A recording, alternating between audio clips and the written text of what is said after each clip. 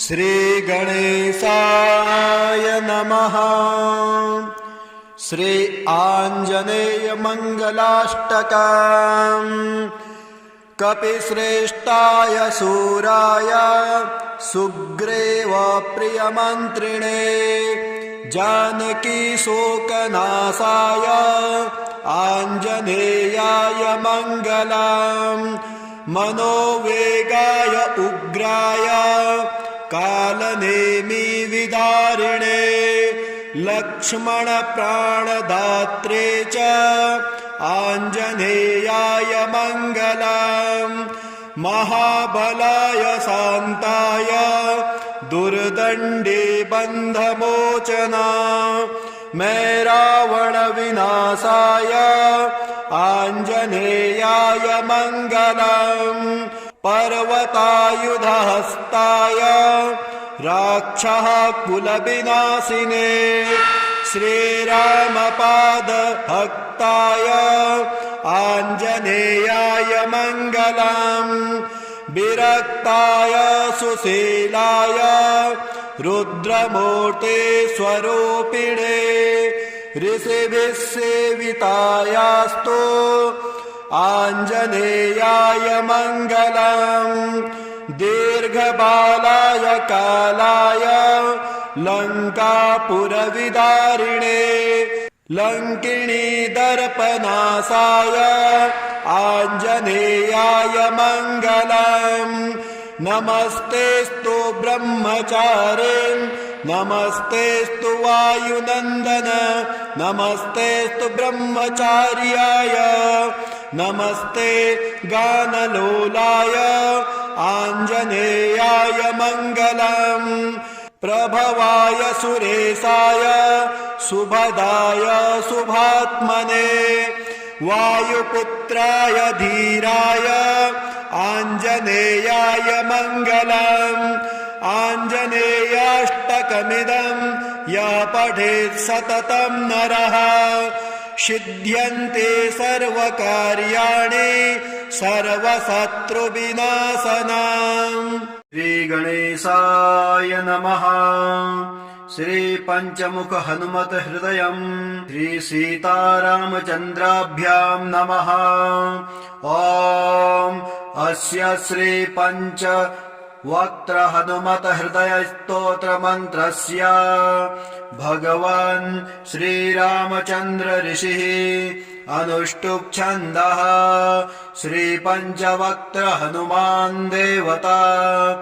ॐ बीजं रुद्रमूर्तये इति शक्तिः स्वाहा कीलकम् श्री पंचवक्त्र हनुमत देवता प्रसाद सिद्ध्यर्थे जपे विनियोगः न्यासः।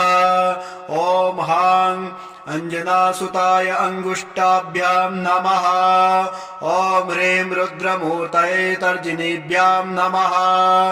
ॐ हं वायुपुत्राय मध्यमाभ्यां नमः। ॐ हं अग्निगर्भाय अनामिकाभ्यां नमः। ॐ हं रामदूताय कनिष्ठिकाभ्यां नमः।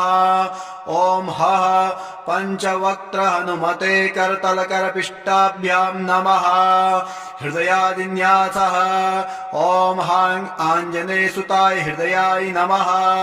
ॐ ह्रीं रुद्रमूर्तये शीर्षे स्वाहा।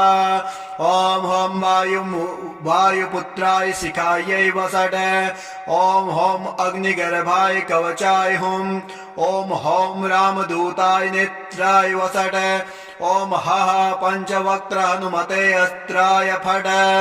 ध्यानम् ध्यायेत् बालदिवाकरधुतिनिभम् देवारिदर्पापहम् देवेन्द्रप्रमुखै प्रशस्तयशसम् देदीप्यमानम् ऋचा सुग्रीवादिसमस्तवानरस्युतम् सुव्यक्ततत्त्वप्रियम् संरक्तारुणलोचनम् पवनजम् पीताम्बरालङ्कृतम् ध्यानं समर्पयामि। ॐ नमो वायुपुत्राय पञ्चवक्त्राय ते नमः। नमोऽस्तु दीर्घबालाय राक्षसान्तकराय च।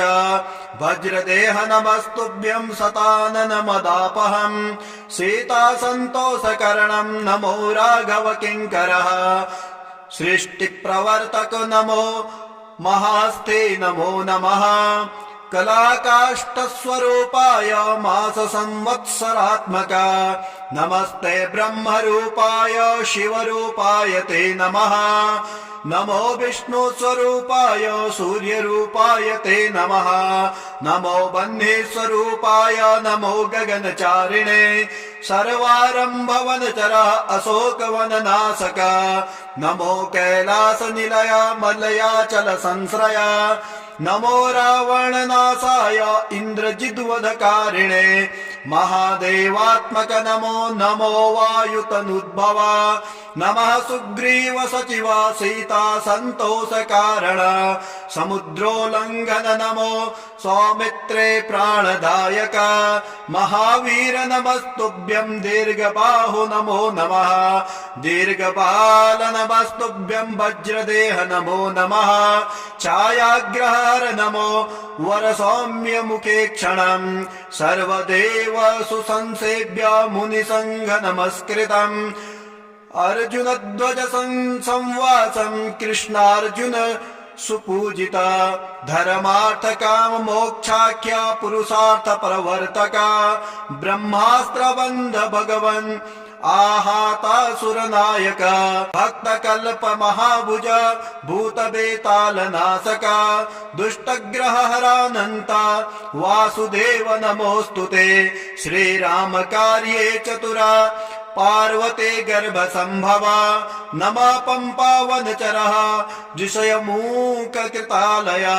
धान्यमाले सापहरा कालनेमिर्निवर्हणा। सुवर्चला प्राणनाथ रामचंद्र परायण। नमो वर्ग स्वरूपाय वर्णनीय गुणोदया। वरिष्ठाय नमस्तुभ्यं वेदरूप नमो नमः। नमस्तुभ्यं भूयो भूयो नमाम्यहम्। इति ते कथितं देव हृदयं श्रीहनुमतः। सर्वसम्पत्करं पुण्यं सर्वसौख्यविवर्धनम्। दुष्टभूतग्रहहरम् छायापस्मारनाशनम्। यत्स्वात्मनियमो भक्त्या वायुसूनो सुमङ्गलम्। हृदयं पठते नित्यं स ब्रह्म सदृशो भवेत्। अजप्य हृदयं य इमं मन्त्रं जपति मानवः स दुःखं शीघ्रमाप्नोति मन्त्रसिद्धिर्न जाप्यते। सत्यं सत्यं पुनः सत्यं मन्त्रसिद्धिकरं परम्। इत्थं च कथितं पूर्वा साम्बेन स्वप्रिया प्रति। महर्षे गौतमात् पूर्वं मया प्राप्तिमिदं मुने। तन्मया प्रहितं सर्वशिष्य वात्सल्य कारणात्। इति श्रीपाराशर संहितान्तर्गते श्रीपाराशर मैत्रेय संवादे श्रीपञ्चमुख हनुमत हृदय स्तोत्रं सम्पूर्णम्। ॐ श्रीगणेशाय नमः। पञ्चमुखी हनुमत्कवचम्। ॐ अस्य श्री पञ्चमुख हनुमत कवच स्तोत्र मंत्रस्य ब्रह्मा ऋषिः गायत्री छन्दः। श्री हनुमान देवता राम बीजं मम शक्तिः चन्द्रः कीलकम्। ॐ ह्रौं कवचाय हम्। ॐ ह्रौं अस्त्राय फट्। ॐ हरिमर्कटमर्कटाय स्वाहा। ॐ नमो भगवते पञ्चवदनाय पूर्वकपिमुखाय सकलशत्रुसंहारणाय स्वाहा। ॐ नमो भगवते पञ्चवदनाय दक्षिणमुखाय करालवदनाय नरसिंहाय सकलभूतप्रमथनाय स्वाहा। ॐ नमो भगवते पञ्चवदनाय पश्चिममुखाय गरुडाननाय सकलविषहराय स्वाहा। ॐ नमो भगवते पञ्चवदनाय उत्तरमुखाय आदिवराहाय सकलसम्पत्कराय स्वाहा। ॐ नमो भगवते पञ्चवदनाय ऊर्ध्वमुखाय हयग्रीवाय सकलजनवशकराय स्वाहा। ॐ अस्य श्री पञ्चमुख हनुमत कवच स्तोत्रस्य श्रीरामचन्द्र ऋषिः अनुष्टुप् छन्दः श्रीरामचन्द्रो देवता सीता इति बीजम् हनुमानिति शक्तिः हनुमत्प्रीत्यर्थे जपे विनियोगः। ॐ पुनर्हनुमानीति बीजम् वायुपुत्राय इति शक्तिः अंजनासुतायेति कीलकम् श्रीरामचन्द्र वरप्रसादसिद्ध्यर्थे जपे विनियोगः। ॐ अंजनासुताय अंगुष्ठाभ्याम् नमः। ॐ रुद्रमूर्तये तर्जनीभ्याम् नमः। ॐ वायुपुत्राय मध्यमाभ्याम् नमः।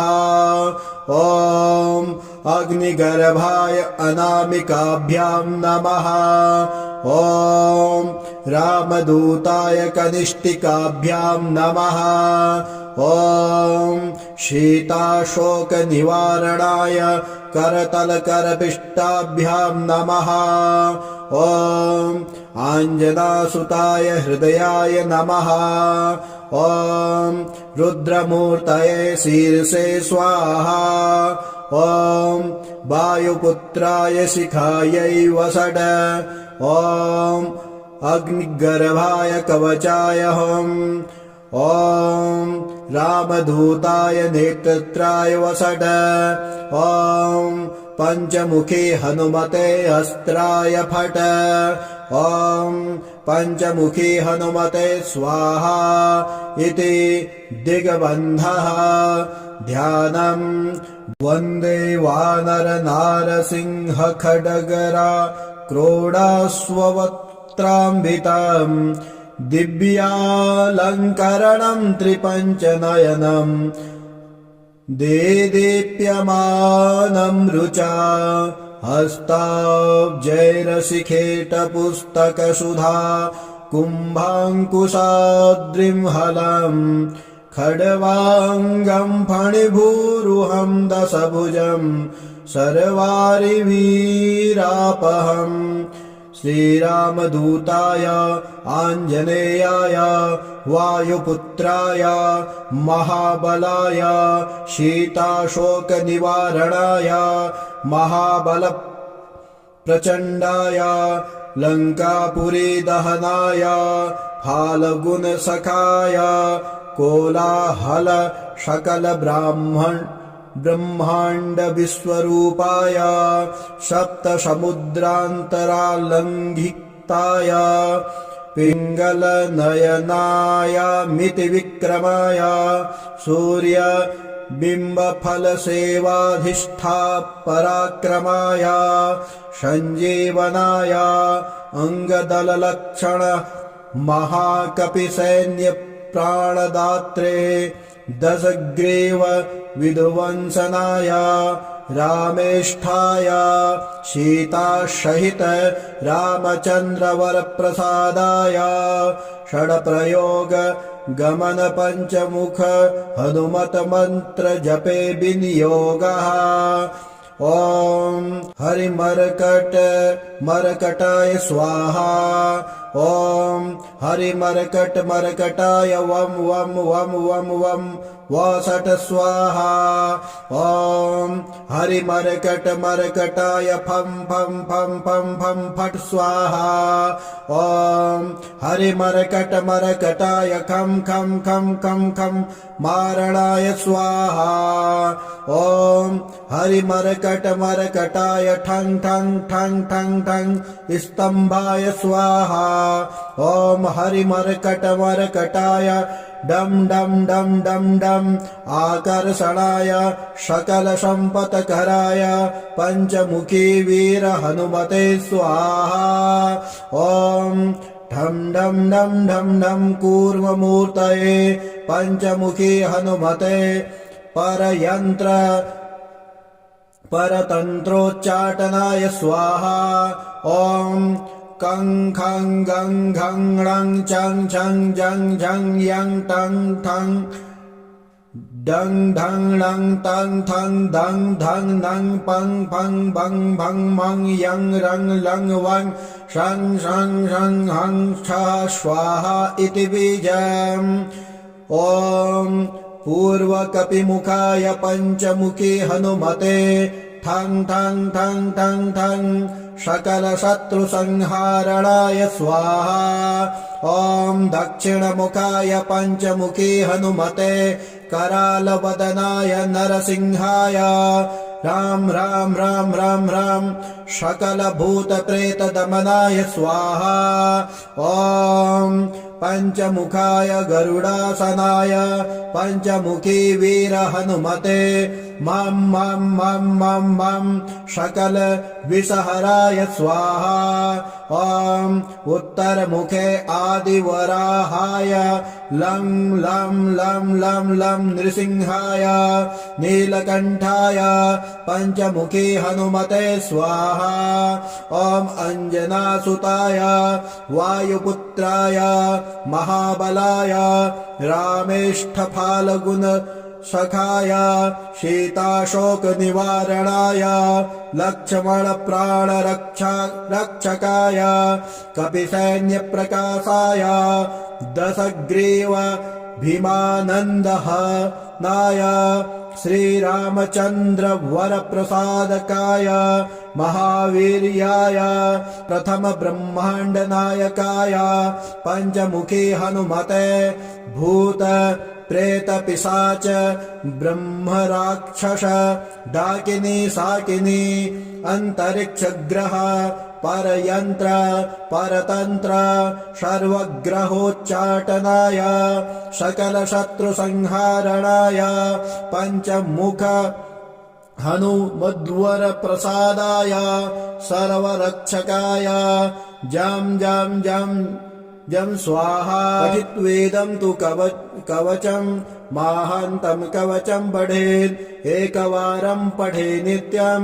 सर्वशत्रुनिवारणं द्विवारं तु पठे नित्यं पुत्रपौत्र प्रवर्धनं त्रिवारं पठते नित्यं सर्वसम्पत्करं परं चतुर्वारं पठे नित्यं सर्वमर्त्यशङ्करं पञ्चवारं पठे नित्यं सर्वरोगनिवारणं षड्वारं तु पठे नित्यं सर्वदेववशीकरं